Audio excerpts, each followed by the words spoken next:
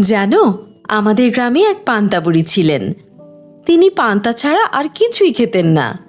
সকালে পান্তা, দুপুরে পান্তা, রাতেও পান্তা।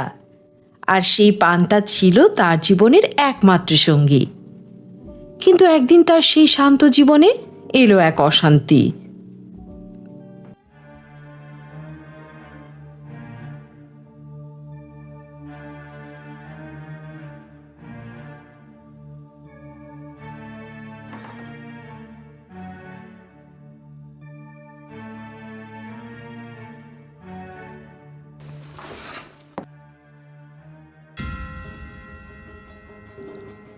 ইস, আবার রোজ রোজ সেই একই ঘটনা।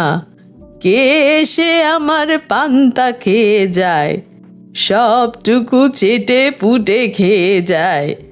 আমার পেটে আর কিছুই পড়ে না। বুড়ি এবার রেগে গেলেন। তিনি ভাবলেন, এর একটা বিহিত করতেই হবে।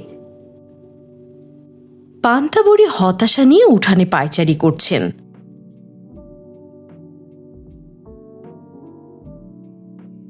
তার মনে পড়ল যে চোরকে ধরতে হলে রাজার কাছে যেতে হবে। তাই তিনি চললেন রাজার কাছে নালিশ জানাতে।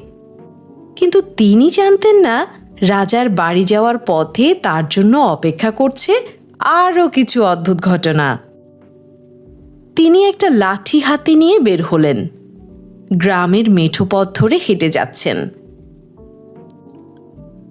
কখন যে পৌঁছাবো, রাস্তা তো আর শেষই হয় না। আমরা দেখতে পাই পুকুরের জলে একটি শিঙি মাছ খেলা করছে। শিঙি মাছটি হঠাৎ জল থেকে মাথা তুলে কথা বলল। পান্তা বুড়ি, ও পান্তা বুড়ি, কোথায় যাচ্ছ গো?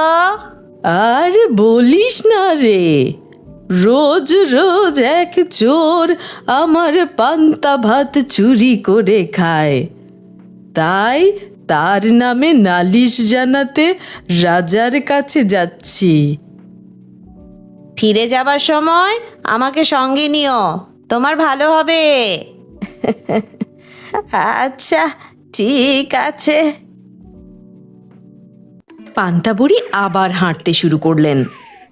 এবার তিনি দেখতে পেলেন একটা বেল গাছ।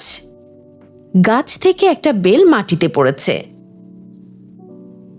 পান্তা বুড়ি, ও পান্তা বুড়ি, কোথায় যাচ্ছ? উফ, সেই একই কথা। চোর আমার পান্তা খেয়ে যায়, তাই রাজার কাছে নালিশ করতে যাচ্ছি। ফিরে যাওয়ার সময় আমাকে সঙ্গে নিও কিন্তু, তোমার ভালো হবে দেখো। আচ্ছা, নিয়ে যাব। আহ আহ